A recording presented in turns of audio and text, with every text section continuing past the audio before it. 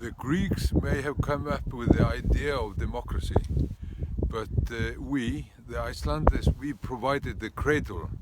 And it was here in Þingvellir where the oldest still functioning parliament in the world was established in the year 930. And we have often made use of democracy in our fight for survival.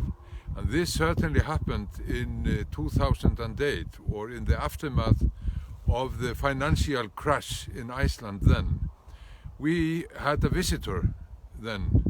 It's called the IMF, the police of international capitalism, who came to see that we adhere to the basic rules of capitalism as we tried to stand up after our fall.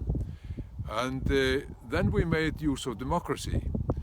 Great Britain and Holland especially, supported by the European Union and with the backing of the IMF, wanted us, the Icelandic taxpayers, to take on the loans or the burden of fallen Icelandic banks abroad.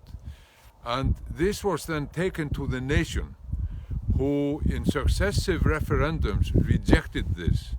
And this is probably what will live longest in the memory of the nation in our after crash years.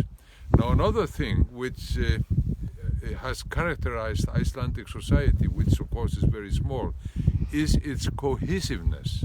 We have a tradition of social dialogue where partners in the labor unions, the government, the municipalities talk together. And this played an important part in restoring our economy and society at large. And this mentioning the IMF, we managed to create a cocktail, so to speak, of cuts. Indeed, we had to make great cuts in the aftermath of the crash, but we also raised taxes and changed emphasis in the tax system so that poorer people would pay less, richer more. And the IMF eventually accepted this. But it only had to accept it because we stood together. And that, I think, was the difference in having a left-leaning government and not a right-leaning government in such a situation. A left-leaning government would try to find a socially accepted cocktail, while a right-leaning government would have privatized and cut services.